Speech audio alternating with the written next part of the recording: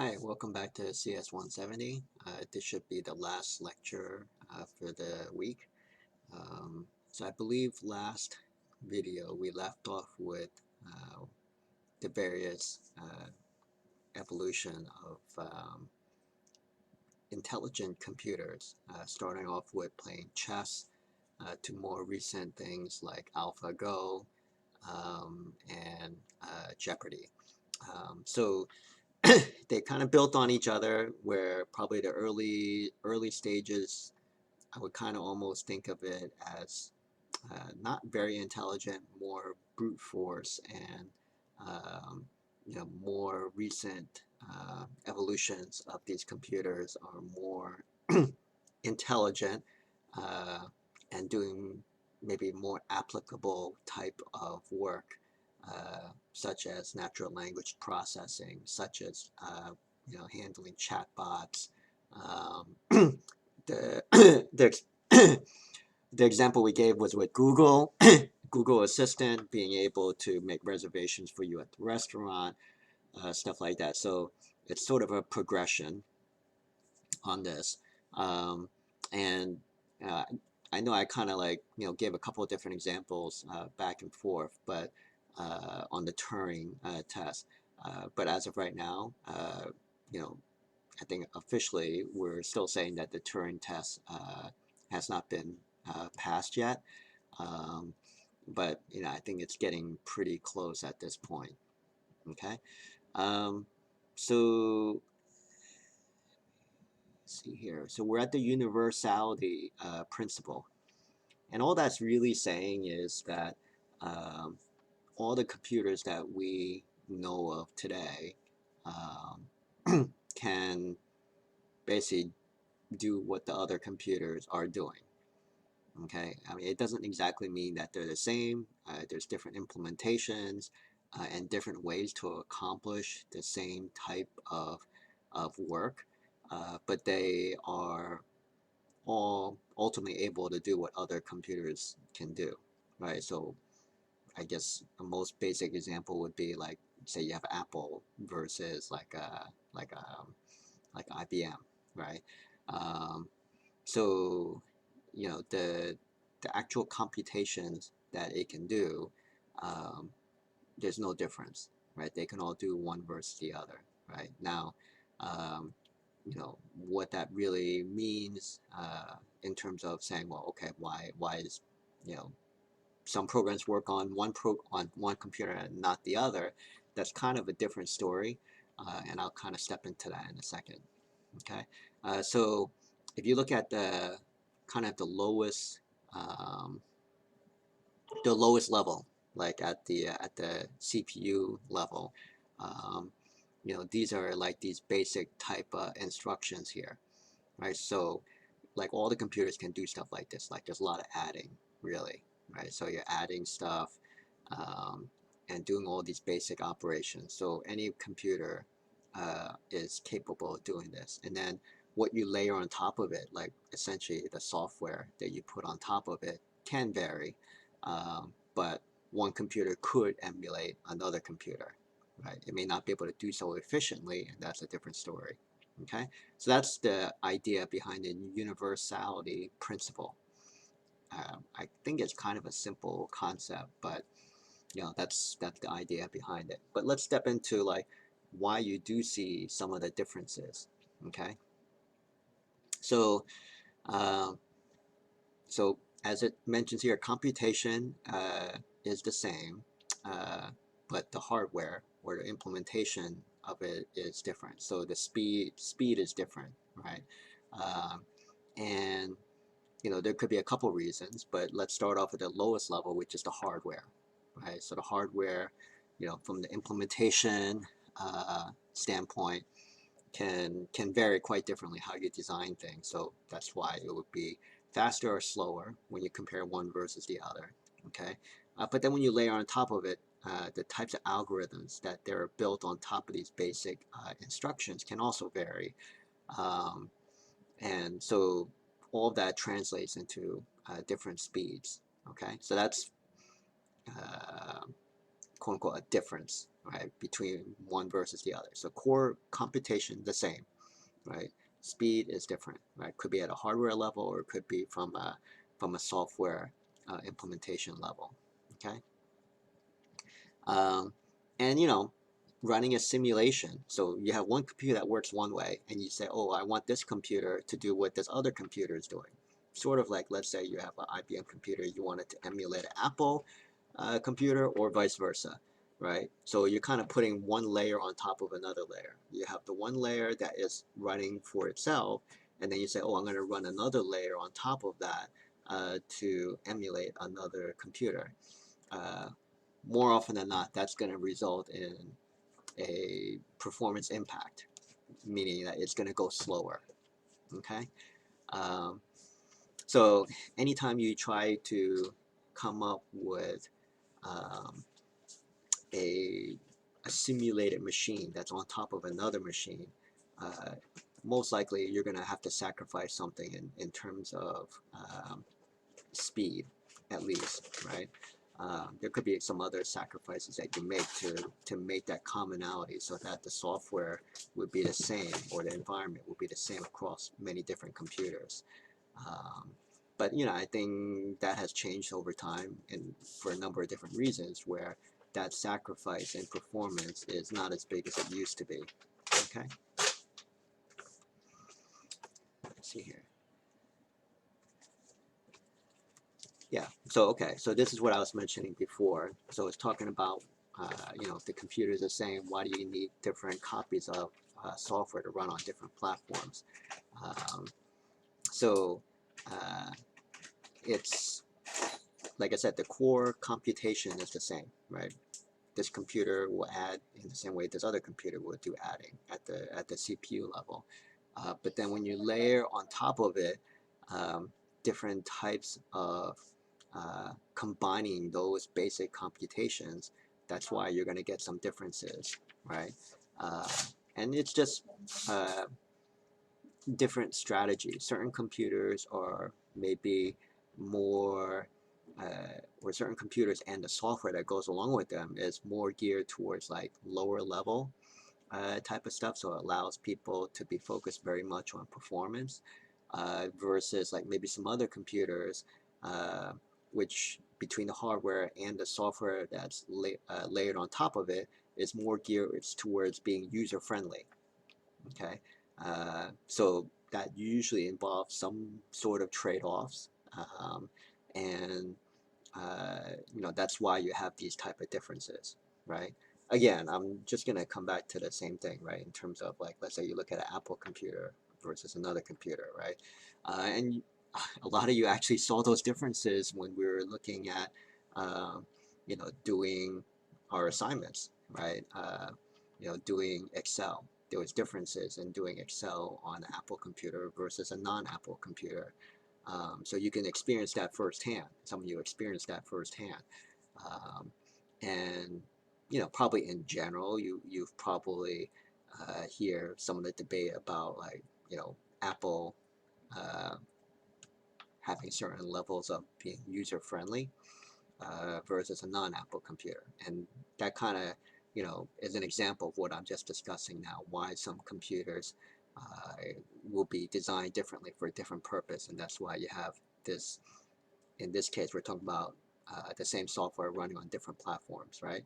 And like I said, it just, the example that all of you ran into for doing our assignments was just using Microsoft Excel, right? It's different to run between the Apple versus the IBM, okay? Uh, and the outmoded computers. Um, so they talk about the hardware, software incompatible with the older machines, and the software vendors don't support the old machines, right? So well, there's a couple of different things, right? So maybe the older computer, uh, like the instructions and whatnot, are smaller, and the memory size is smaller. So everything they're kind of working with is a much smaller thing. Uh, but again, I'll come back to the example of using Microsoft Excel. Uh, let's say you want to address a much bigger memory, so you want to have a much bigger sheet. You try to run that on older computer, it won't be able to do it because it just doesn't have enough space to run it. So that's just one clear example of why like a new software very likely won't run on an old computer, right? It doesn't have enough addressable memory space. It doesn't have enough uh, memory space in general. It doesn't have enough disk space probably. Um, the instruction sets, the older CPUs, the message buses, everything will be smaller and not compatible with the new instruction sets that are coming with the new computers and the software that's built on top of that. Okay, so I think early on in one of the learning objectives we mentioned the idea of like NP complete problems. So there's like this idea of how you measure work when you're doing an algorithm. So one of them would be how much um, comparisons you make, right? So let's say I have to go and compare versus like whether this number is bigger than this number, right? Or this letter is bigger than this letter, right? A sorting type of algorithm, right? Or there's an algorithm to uh, go and find something, right? Although that's not necessarily computation, but there's like these different types of algorithms, and you want to try to measure how accurate, no, how efficient they are, right? So there are certain algorithms that are very inefficient, right? They do a whole bunch of comparisons, one after the other. But then there's other algorithms, they take certain shortcuts or more efficiencies, I should say, so that you can achieve the same result doing less work, doing less comparisons, right? So a comparison in this case is a unit of work, right? So, um, in this case, they're talking about the size of the input. So if I want to sort like, let's say 10 characters versus 1,000 characters versus 1,000,000 characters. So each one of those, let's say I had to do some sort of comparison for each one of those. That's what they would say would be the units of work multiplied by whatever size of that list would be. Okay, just as an example. So that's what they're talking about here on how computer scientists measure efficiencies. Okay, so the input, how big everything is, and then the number of pieces of work you have to do given that input, right? Um, and so you have this NP complete problems, and one of them is this whole idea of like the traveling salesperson, right? And it could be translated into different things. It could be like, flying between different cities. How do you optimize, for the air travel on that? It could be optimized on the jet fuel, or the shortest time or distance for a person to be traveling on those planes. Which combinations that a person should take to cover all these different cities with the least amount of effort or the least amount of time or the least amount of jet fuel, whatever that is, right? So it all kind of comes into this class of problems called like the traveling salesperson problem, okay? And it's part of what they call NP complete problems, okay? So they're difficult problems. Um, and similar to what we talked about with the chess program or the AlphaGo program, you do a couple of small basic cases. Oh, okay, you can figure it out. Let's say I had to just travel between 3 cities. Okay, you can figure that out, right? But then you say, okay, now let's do it between 4 cities, and then 5 cities, and then 6 cities, and so on, right? Uh, each incremental city that you put onto this, and then you try to figure out all of the different options, and then try to optimize on those. Uh, there's basically a geometric growth in the amount of work you have to do to figure it out. So it's not like you have no idea how to do it. The idea would be you have to come up with all the different permutations, generate all the permutations, and then compare the effort for all of those. And to do all of that work or effort is like a geometric progression, right? Which in computer terms, like that's a ginormous amount of computing power to be able to do it. So even at this current point in time, with the amount of computing power we have, we're not really able to address those type of problems, right? In very short order, you start to run out of capacity to be able to do that. So yeah, this slide talks more about the traveling salesperson problem, right? Um, so travel to all the cities before returning home, the distance between each city, um, and you minimize the total uh, distance travel, okay?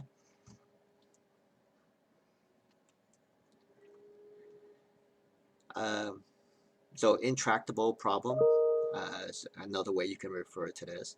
Um, and basically this kind of restates what I was just saying, right?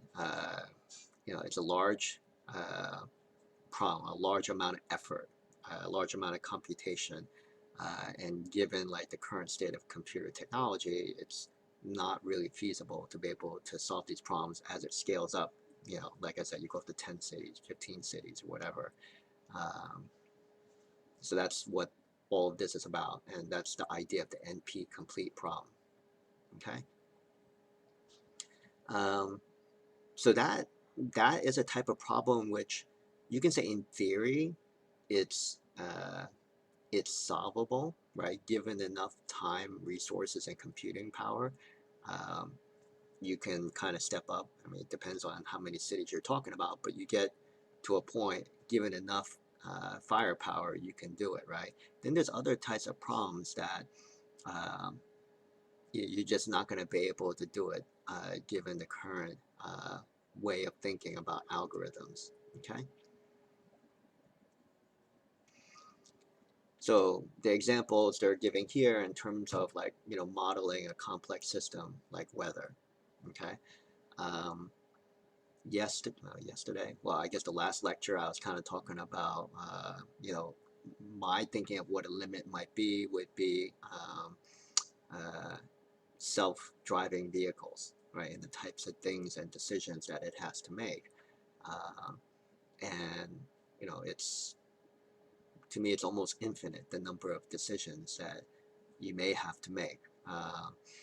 So the complex system that they're giving here as an example would be the weather. Okay, and here you have factoring a number. Okay, uh, so this one is this is one of the problems that I would say you know how to solve it, but it takes a long time to try and solve it, right? And it just mentions here a lot of not a lot the encryption that drives a lot of things that you see on the internet is going to be based on doing this type of thing, right? The encryption to do it. Now, this might change. Like I said, every time I've said all of this stuff, it kind of talks about the current state of computing, right? Now, when you step into quantum computing, right, which is something that is being developed right now, uh, if that ever comes to fruition, and it's practical and usable, uh, then a lot of these very difficult problems uh, become solvable, and one of them is encryption. So there's going to have to be a need to rethink encryption when you can solve these problems uh, based on what the promise of the computing power provided by quantum computers should bring. But that's not really within the scope for discussion for this class, so it's more of an aside. Okay. The last problem is this halting problem. It's kind of similar to like me telling you whether I can design a AI or a computer to do debugging. Okay, so it's this halting problem, right? Um, so given some input, right, will it go into an infinite loop? Okay, um, so you put something in there. In certain cases, when you look at it, it's very clear. that it's going to halt or not halt, right? It'll come to an end, right? Or it may go into an infinite loop, right? So let's say I did a check to say whether this number is less than 5, um, exit out of the program. Otherwise, keep on going forever, okay? Um, so that's a very simple type of check. And so I say, well, I'm going to put in an input of 2. Um, you can probably figure out that it's going to exit out. If it's like 6, then it's going to go forever, right? But if you put in some more complex logic and you start putting things in there where you start changing, uh, your comparisons based on your input and some other uh, transformations or enrichment that you're doing within the program, in very short order, it becomes very difficult for you to figure out whether this program is going to run forever or whether it's going to eventually exit. Okay, and by the same token, having a computer be able to do debugging. I mean, there will be certain things that are basically just syntax errors. If you remember that term from the earlier part of this class, right? You have some things, syntax errors, which the computer very easily can figure out this thing's not going to work, right? And it's like it won't even let you try to run the program or anything, right? Just say like this is not going to work, right? Versus there's some other program which is more like logic errors, which the computer can't really tell. It just says, okay, the syntax looks fine, and it runs, and then all of a sudden it just ends up going into an infinite loop or something. Um, and sometimes we do want it to go into infinite loop, right? But you know, my point is that you can have these logic errors, and it can be something that the computer has a very difficult time. It's a hard time for a person to figure out, but a lot of times a person can figure it out. A lot of times people can develop a heuristic, right? Heuristic is something that we talked about earlier, right? Some best practice, you know, some guide. It's not like a very strict, uh, set of instructions, but it's general guidelines to help you with debugging. Okay, so using a heuristic to do debugging, a human can do that, but a computer cannot, right? Computer can identify some simple cases which you can clearly define. So, oh yeah, look for this, and then this is going to be a bug, right? Uh, but if I told you, yeah, heuristically, we're going to look at this, and we're going to put in like some print statements, and we're going to comment all of this out, so we only focus on this piece of the code. If it's not here, move to the next piece. Based on you observing this coming out, changing this input, you see this coming out. Um, you figure all that out. Yeah, okay, you might get the idea, you know, a rough idea of how you want to uh, develop a strategy to do debugging, but a computer can't really figure that out. A computer needs like very clear, definite instructions to look at to try to figure out how to do debugging. Okay, and that's related to this halting problem, whether something based on a certain input will go into an infinite loop or not.